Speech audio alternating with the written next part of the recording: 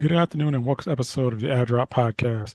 As we kick off the Division Three football season, we gotta stop in and talk all things D3 with our guy Mike Schultz. Mike, what's going on, man?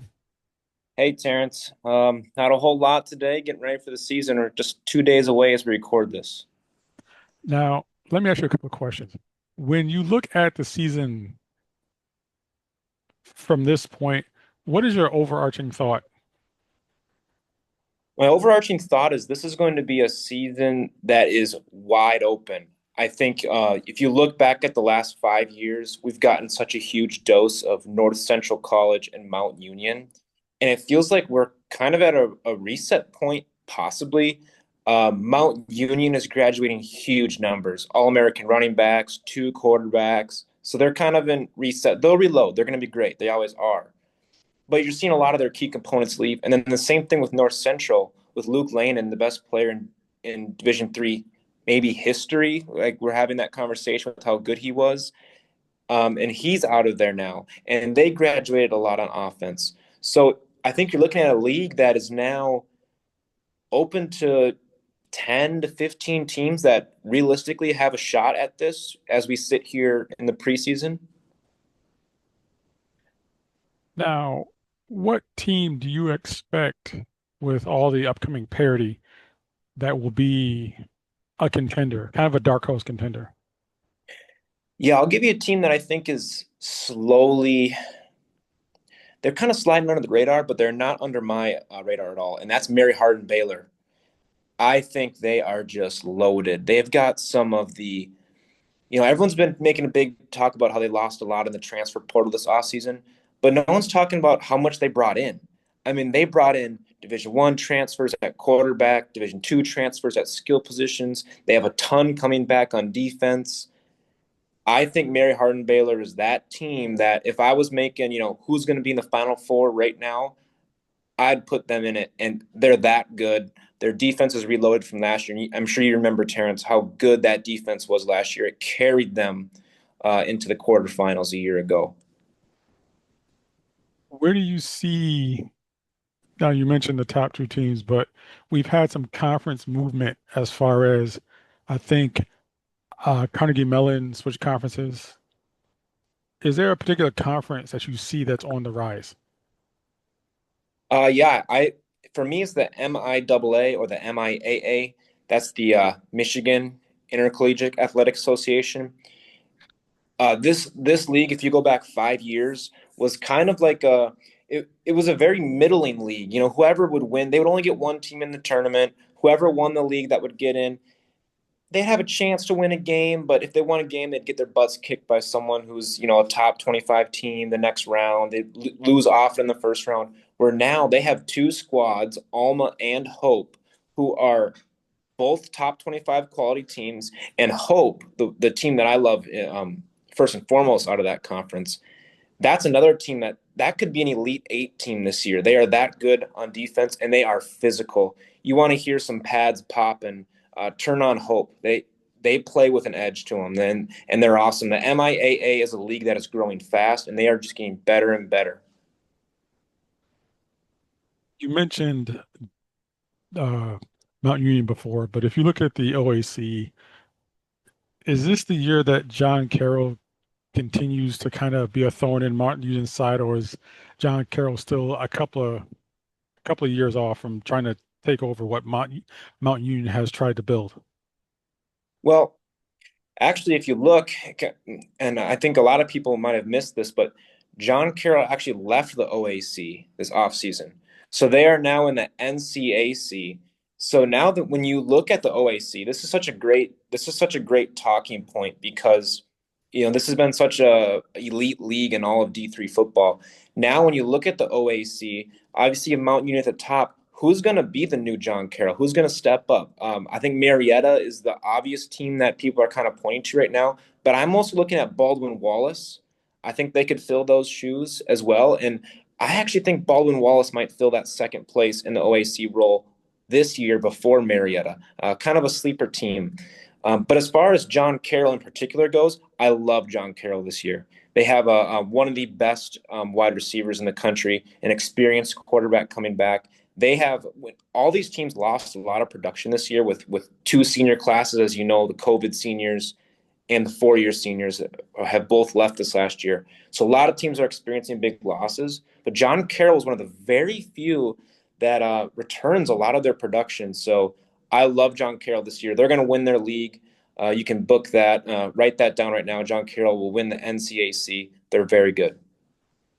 Now, looking at the Empire 8, Cortland lost their head coach to Colgate, Kurt Fitzpatrick. Does this loosen their grip on the league, or are they still the head and shoulders above the class of the Empire 8? Yeah, I love that you brought up Cortland. I have a lot of fears about Cortland. In fact, if you look at in the D3 football top 10, they have Cortland at number 10 in their top 25, where on my personal top 25, I have Cortland at 23. So that tells you about where kind of the mainstream media is at, with Cortland at 10, and I'm have them down at 23. There's too many question marks, like you said. They lose a great coach, they lose a great quarterback, they lose a ton of production. I think they're still the favorites in the E8 right now, but look out for Brockport. Brockport is an excelling team, and if you want to see great defense, you watch Brockport year in and year out. So they're going to bring that. And then a team like Utica, who has been in the playoffs a few years ago, they're kind of looking to get back to their former shades of greatness. So Cortland's got their hands full, and it would not surprise me one bit if Brockport takes that league, but it's still Cortland's to lose. Now, looking at the NESCAC, you have their teams are now will be eligible for the D3 championships starting next season, so not this Yes. season.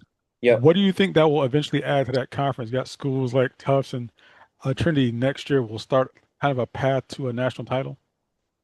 Yeah, it's going to add a ton to all D3 football. These schools like you said, Tufts and Trinity and Millbury and Colby. These are high academic schools. These the NESCAC is kind of they've positioned themselves as to be the Ivy League of Division III. Some people will debate that, but that's what they have positioned themselves to be. So whenever you have colleges that are offering such high academic institutions, you're going to attract a certain type of student athlete. And those types of kids are going to play a unique brand of football. We don't get to see them play outside NESCAC very often. But what I think you're going to see is you're going to see extremely disciplined football, extremely smart football, extremely physical football. Those teams can immediately be contenders, I think, in a few years. They're going to start recruiting better and better now that they can win just like anybody else. This year, if you had to kind of guess who would go further, Wheaton or Wartburg, which one of those teams do you think will have the better season? That's a good question. I'm going to go Wartburg. They're just more of a perennial power as of recent, in my opinion. Uh, the great thing about both these schools is we're going to see right away in non-conference what these teams have. Wheaton starts week 1, in a few days here at Mount Union. Talk about jumping right into it. One of the best games of the weekend. And then Wartburg starts week 1 and week 2 with Monmouth, a school that they have had their struggles with, a quality opponent. And then they're going at UW Stout, a sixth place WIAC team, sure, but they're outstanding. Stout is outstanding. So both these teams are going to get tested right away. We're going to find out which of those better. You asked the question, I'll go Wartburg. Now, staying in the the WIAC, after what looked like a pretty subpar year for them, is this the year that the University of Wisconsin, the Whitewater Warhawks, make a return to the top 15, top 10? Yeah, I'm not sure. I'm not sure what to think about them. I just saw last night the news broke that they are going to go with two quarterbacks. They're going to start two quarterbacks in week 1. You know, I'd love to hear your thoughts on that, Terrence. But there's an old saying when they say, "Hey, if you got two quarterbacks, it means you don't have one good one." And, coaches always like to say that. So I'm not sure. Their struggles the last couple of years have been quarterback. They've they've been a dominant quarterback away from being a true national contender. And I think until we see that they have an all-American type quarterback, they're not going to be that top 10 team. So it waits to be seen. We know they can play defense. We know they're physical up front. We know they have outstanding skill position players. It all comes down to that quarterback. And what do you think when you see a team that says, hey, we're going to go with two guys? When I see a team that will go with two quarterbacks, I got a couple of questions. First question would be who gets the ball in crunch time, and does that choice differ if someone heads into the fourth quarter with a hot hand? Mm-hmm. Yep, So, exactly. and Whitewater has the misfortune or the fortune, depends on how you look at it, of playing in the toughest conference in all of D3, which is the WIAC. Now they will have their share of home game, but I know that they got to go up to Oshkosh this year, I think, and they got to go on the road to a couple of tough sites. Now, between these three teams, Aurora, Grove City, and Randolph-Macon, which one will have the better season? Mhm. I'm going to go with Grove City. Um, Grove City, they graduate some key players like anyone else, but another team that we talked about, Brockport having a great defense. Grove City has a great defense. They return all three linebackers. They return, I think, three out of four of their secondary players. So this is a team that's, they're going to reload on offense. But if you've got a solid defense that's a proven to be one of the best in all the country, and they're coming back, I want to roll with that team. So you're going to have to score to beat them. So I think Grove City has the opportunity to win a lot of games 21-7, 21-14. They're that good on that side of the ball. So I love Grove City this year. On week one right here, they go up to Cortland. Talk about a huge game. I think Grove City wins on the road in Cortland week one, and if they did, they're going to put the whole country on notice that they're a real contender.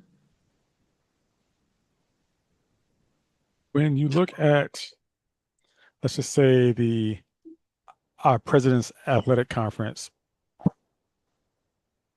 kind of overall, and when you look at how that will shake out and how that will kind of progress, who wins the PAC? Well, again, I think I'm going to have to go with Grove City, but I think this is a conference that can get two teams in the playoffs with a chance, maybe still at three. Washington and Jefferson is that obvious second team right now. And whenever W and J and Grove City line up, hey man, those two teams don't like each other. That's a game that can go either way. It doesn't matter how great Grove City is. So it's all going to come down to that game. I think winner of GCC and W and J takes that conference. I'll go Grove City, but W and J is another one of those sleeper teams that's outside the top 25 that if they get in, you don't want to see them. You don't want to see them in the opening round of the playoffs. Now, we mentioned Carnegie Mellon before. They are now in the Centennial. Do they, is it between them and Johns Hopkins in the Centennial? Yes, and I think you look at a team like Johns Hopkins has a ton of hype, off-season hype around them, and Johns Hopkins is going to come into this year with championship aspirations, championship goals. It's kind of they're in win now mode. It's championship right now, and I just man, I don't know. I think I don't want to go out on the limb and say Carnegie Mellon gets them, but God, I love Carnegie Mellon. Again, I go back to teams that play defense like Brockport and like Grove City that we've talked about early in the year right now. I wanna invest in teams that play rock solid defense. Talked about Mary Hardin Baylor. You can see a theme that I'm hooking onto right now, and that's in Carnegie Mellon's DNA. Like that's what they do is they play defense. Um, so don't be surprised if Carnegie Mellon um, steps on the toes of Johns Hopkins. But in the end, I think those are both playoff teams, and they could match up for a second time in the playoffs, and that would be awesome. Who's one team of the top 20 that no one should want to face outside of the outside of the elite teams. That's a really good question. How about hmm. Well, I would say UW lacrosse, but I think they're in the elite category for me. So I'm gonna go with a team I mentioned earlier in Hope. Hope is in the D3football.com top 25 at number 20. So exactly what you're talking about, that cutoff right there. But again, I have Hope in my rankings at number 11. So you see a big difference in how good I think this Hope team is. You don't want to see Hope. You talk to North Central fans. Hope's playoff run last year ended in Naperville when they ran into the beast that is North Central on their way to their championship. You talk to North Central fans, they will say the best team that they played all year outside of Mount Union was Hope. And it showed up on film. And like I said, just a physical team. When I think of physical teams, right at the top of the list is like North Central and Hope. And like those two teams are so good. So yeah, number 20 in the country right now, Hope, I would not want to see them at all. For me, I guess it would be Springfield because the ability to run the ball, knowing that your opponent knows you're going to run and still running it is ridiculous. Yeah, and I think the great thing for Springfield is um, from what I read in the offseason, I think they return all five offensive linemen. If not all five, then four of them. So, a team that's running the triple option, I mean, you know better than anybody, offensive linemen, they're the bread and butter right there. Exactly. Now, do you have a preseason top 25? Yes, sir, I do. Released it a couple weeks ago. Uh, who you got? So my top five in order from number one to number five is North Central Mount Union, pretty self-explanatory. Hardin Simmons coming in at number three for me. Love the Cowboys from Texas. Mary Hardin Baylor at four, Susquehanna at five. Then from 6 to 10, I've got La Crosse, Johns Hopkins, St. John's, Salisbury, and then Platteville. From 11 to 15, we're talking Hope, a team I'm way ahead of, way higher than a lot of the experts have on Hope. Wartburg at 12, Bethel at 13, Grove City at 14, another team that we talked about today. I'm 9 spots higher on Grove City than the big poll, and then Wheaton at 15. Then from 16 to 20, I got River Falls, DePauw, Randolph-Macon, Whitewater at 19, Stout at 20, Oshkosh at 21. So a run of WIAC schools there. And then from 22 to 25 to finish it out, John Carroll, Cortland, a team that we talked about, I'm way down on. Carnegie Mellon, and then my 25th team is Barry. That's a team that the poll is not currently ranking. The big poll is not currently ranking, but I like Barry. I think they can win their league this year. And whenever a team from down south, wins their league, they usually don't get as much coverage as the Eastern teams or the Midwestern teams. So I kind of like those down south teams. They like to play with an edge, a little chip on their shoulder. Exactly. How can people interact with you on social media and which game are you catching this week? Yeah, Terrence. So you can interact with me on X at Mikey_Schultz. I'll be at two games this week. D3 football kicks off Thursday night. I'll be at Thursday night in my hometown here in Eau Claire for UW Eau Claire versus Carroll. That'll be a really fun one. WIAC versus CCIW, great matchup. And then Saturday, I plan on heading to River Falls for one of the best games of the whole weekend. Two of the best quarterbacks in the country. River Falls versus Alma. Caleb Blaha, Carter St. John. Follow me for all the action on that one. Mike Schultz, always with the D3 Top 25. Thank you so much for joining us on this episode of the Ad Drop Podcast. Thanks, Terrence.